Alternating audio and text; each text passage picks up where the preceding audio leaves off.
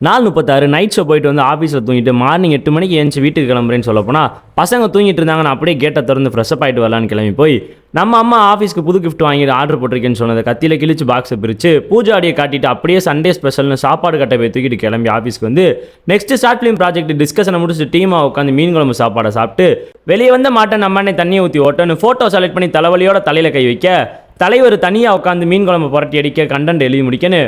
Time பார்த்து சூரியனை காட்டிட்டு மொட்டை மாடியில் உட்காந்து வாய்ஸ் ஓவர் கொடுத்துட்டு வரக்குள்ள வாசலில் ஆஃபீஸை மறைச்சிருந்த புங்க மரத்தோட கொப்பெல்லாம் வெட்டி விட்டு வண்டியில் தூக்கிட்டு போய் குப்பையில் கொட்டி விட்டுன்னு வந்துட்டாங்க.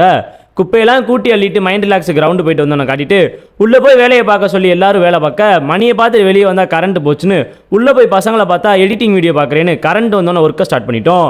என்ன தேய்க்க பிடிக்காதுன்னு தேய்ச்சி விட சொன்னதும் பாசத்தோட நம்ம நன்மை மசாஜ் பண்ணி தேய்ச்சி விட்டு புது வருஷத்துக்கு ஆஃபீஸை தொடச்சு விடலாம்னு ஒவ்வொரு ரூமாக கூட்டி விட்டு தொடச்சு விட்டு ஃபேனை போட்டு காயட்டும்னு வெளியே வந்து நின்று வீட்டுக்கு கிளம்பி போகிறப்ப கலர் லைட்டோட முருகனை பார்த்துட்டு இருங்க பாயின்னு இன்னைக்கு டே சுட்டு முடிச்சிட்டோம். ஏன்டெல்லாம் அப்படி பேசக்கூடாது, நான் டென்ஷன் ஆயிருவேன். டே 37 பார்க்கலாம். டாடா.